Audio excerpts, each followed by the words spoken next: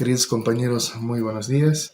Mi nombre es Ginés Galvez Lazo, soy especialista de inversión pública. Les voy a exponer en esta ocasión sobre la formulación de inversión pública 2023. A manera de índice, vamos a tocar lo que es el marco normativo, principalmente en esta temática, ¿no? Podemos mencionar como una norma principal de nuestro Estado plurinacional, que es la Constitución Política del Estado, que ejerce supremacía, ¿no?, sobre toda norma, ¿no?, sobre toda ley, sobre todo decreto supremo, sobre toda resolución, ¿no? Asimismo, tenemos la ley 031, Andrés, Ley de Autonomías y Descentralización Andrés Ibáñez, donde en esta ley también nos muestra lo que es la implementación de proyectos de inversión pública de acuerdo a nuestras competencias, sin salirnos de la ejecución de proyectos de inversión pública de nuestras jurisdicciones, ¿no es cierto? Estas competencias están traducidas tanto en la Constitución Política del Estado como en esta ley, ¿no?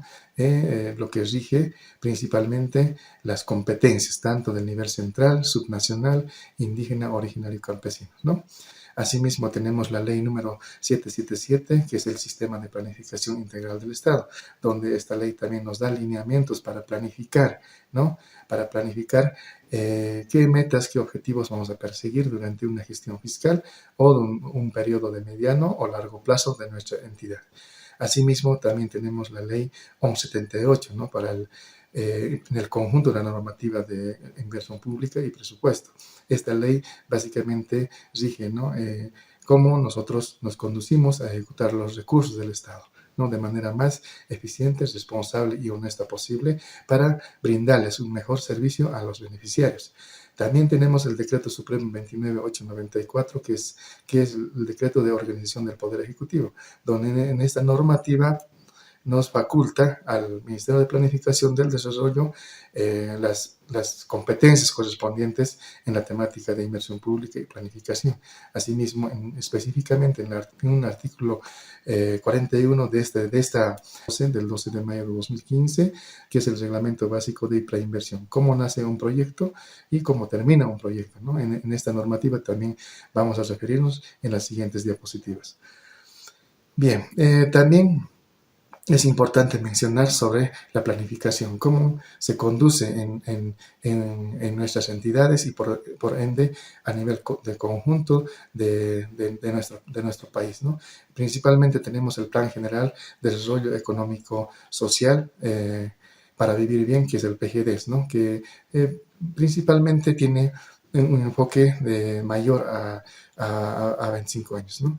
Entonces, esta agenda patriótica, básicamente, en ella se traduce el Bicentenario 2025, que es a largo plazo. También tenemos el Plan de Desarrollo Económico Social para Vivir Bien, el PEDES, que es a mediano plazo, los planes sectoriales de desarrollo, los planes estratégicos institucionales y los planes operativos anuales, que es la razón de ser de este taller para la gestión 2023, ¿no? Que este POA es principalmente para una gestión fiscal de corto plazo, ¿no?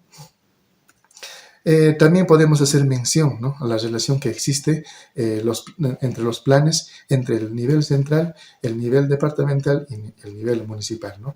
En el nivel central, principalmente, los proyectos son priorizados en base a criterios del Ministerio Cabeza Sector, elaborando un programa de requerimiento fiscal en el marco del Programa General de Desarrollo Económico Social para consolidar en el Plan de Desarrollo Económico y Social, que es a mediano plazo.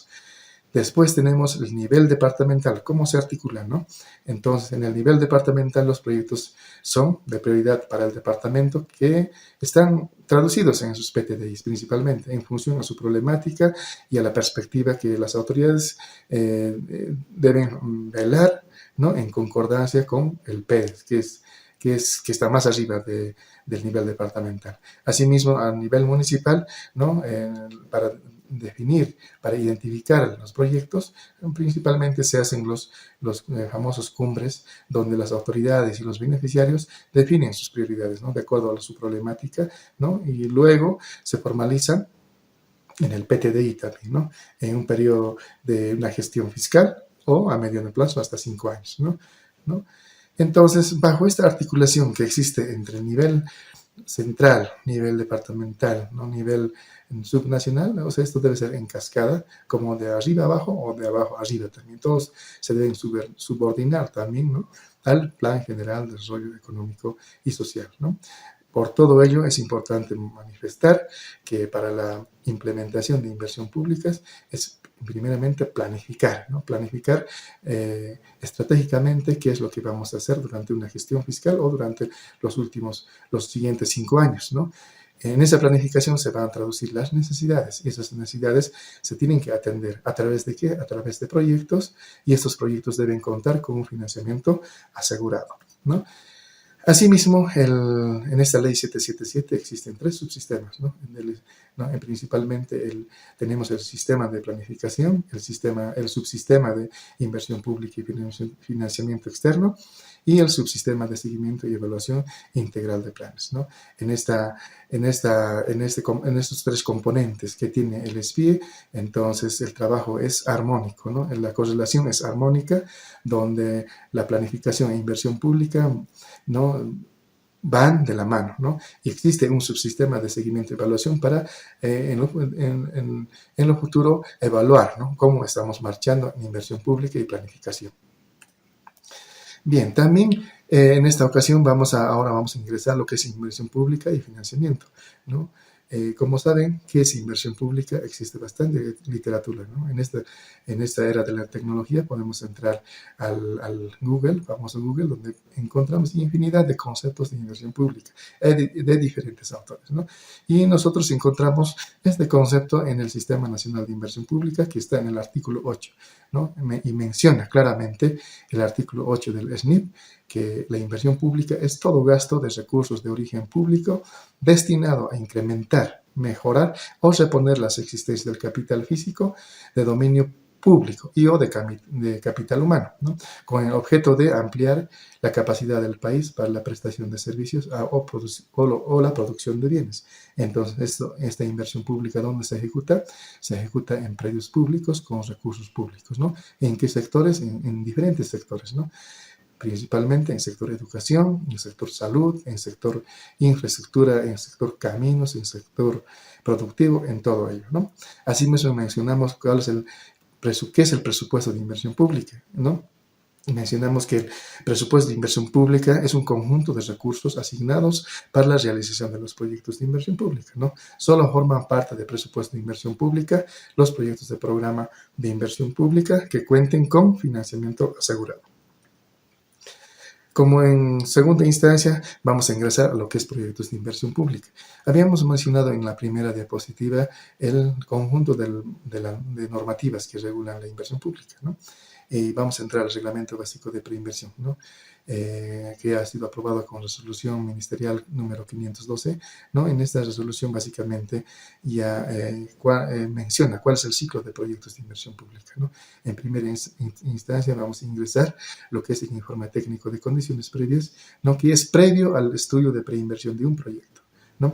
¿Qué es este informe de condiciones previas? El ITCP, ¿no? Básicamente en este informe contiene los factores que afectan o afectarán la viabilidad de un proyecto, ¿no? Es un informe que consiste, ¿no?, en un relevamiento de información primaria, ¿no?, sobre la idea del proyecto, necesidades básicas insatisfechas, ¿no?, compromiso social, situación legal de los predios, que es importante, ¿no?, tener el derecho propietario, ¿no?, los derechos de vías, ¿no?, identificación de impactos ambientales, los riesgos y desastres, ¿no? Para identificar, para formular, para licitar un proyecto de inversión pública, se tienen que ver todos esos aspectos para que en lo futuro nuestro proyecto no tenga percances, ¿no?, o suspensiones, ¿no? Entonces, este ITCP como producto final, como documento final, nos va a detallar lo que es un informe con un resumen ejecutivo, ¿no?, y los términos de referencia que van a servir para la licitación en la etapa de preinversión. ¿Y qué es la etapa de preinversión? Es el estudio de diseño técnico de preinversión, ¿no?, el EDTP, ¿no?, donde en este estudio se van a traducir los objetivos a perseguir, ¿no?, por la empresa ejecutora, por la consultora, quien lo va a realizar el estudio de preinversión, porque ellos tienen la especialidad, obviamente, por la magnitud o el tamaño del proyecto, ¿no? A partir de la información relevante del informe técnico, informe técnico de condiciones previas, ¿no? Una vez teniendo el informe, el EDTP, el estudio de decisión técnico de preinversión, por si es viable, entonces el proyecto pasa a la etapa de inversión. Y la inversión es básicamente el proceso de implementación física y la ejecución del proyecto, ¿no? O la obra en sí, ¿no? A partir del estudio que ha generado ese documento, ¿no? Y una vez concluido el proyecto de inversión pública en la parte de ejecución, este proyecto ha sido terminado, ha tenido una entrega definitiva y este proyecto ya tiene que entrar en la fase de operación, ¿no? Entonces, aquí mencionamos que un proyecto que no entra a la fase de operación no es un proyecto de inversión pública, por ende, no satisface esa necesidad, esa problemática, ¿no? de esa sociedad que tiene principalmente. También mencionamos lo que son los tipos de proyectos de inversión pública, ¿no? Tenemos dos tipos de inversión pública, que son los capitalizables y los no capitalizables. Básicamente, los proyectos capitalizables, como su nombre indica, es lo que conduce a una formación bruta de capital físico, como llaman, ¿no? Es un proyecto patrimonializable, es un proyecto tangible, como ser construcciones, hospitales, unidades educativas, todo lo que es tangible, ¿no es cierto?, que va a incrementar la capacidad física del Estado plurinacional de Bolivia, por ende, desde el punto más microeconómico a la entidad como tal, a la entidad ejecutora, al municipio, ¿no? También tenemos otro tipo de inversión que es el proyecto no capitalizable, ¿no? El proyecto no capitalizable es básicamente el fortalecimiento de las capacidades humanas, ¿no? Entonces, eso no es tangible, o sea, es algo que el Estado invierte en recursos humanos, ¿no? Y el recurso humano, el talento humano es más experto en la realización de cualquier tipo de servicios hacia la población a través de inversión pública. ¿Cómo vemos que tenga una calidad de inversión pública? Principalmente, algunos aspectos los vamos a nombrar. Una de ellas es la elaboración del estudio de preinversión con la máxima calidad. Si nuestra preinversión está realizada con la detalle más minucioso en todos los aspectos, como hemos mencionado, medioambientales, riesgos, temas sociales, culturales, problemas limítrofes, tantos aspectos pueden haber, digamos, para la consecución de un proyecto. Entonces, todos esos aspectos se tienen que disipar, digamos, en el estudio de preinversión y solucionarse, ¿no? Para que el proyecto de inversión pública tenga esa eficiencia de cumplir ese servicio a la sociedad, ¿no? Asegurar una adecuada supervisión, ¿no? Es importante que el supervisor esté controlando, de acuerdo a los términos de referencia, el tema de la ejecución del proyecto, ¿no? Garantizar, obviamente, por la entidad la fiscalización, ¿no? Supervisión y fiscalización, ya existen dos especialistas que están controlando la ejecución del proyecto, ¿no? Asimismo, tenemos también en la parte jurídica que todos los aspectos contractuales, las cláusulas contractuales, se estén cumpliendo a cabalidad, conforme se ha dicho, ¿no?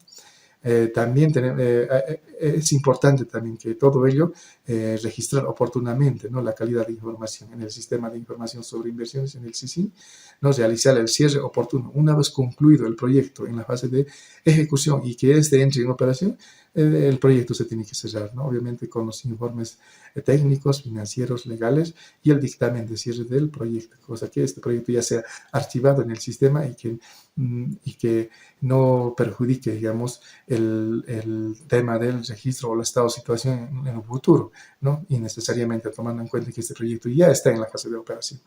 Promover también el cumplimiento de las metas y resultados, ¿no? El postproyecto, ¿no? Que el proyecto haya tenido el impacto sobre esa comunidad, digamos, ¿no? Que la comunidad se haya beneficiado, que ya existe esa calidad de vida de los beneficiarios. Bien, compañeros, con esto en la primera exposición hemos acabado. Vamos a volver enseguida.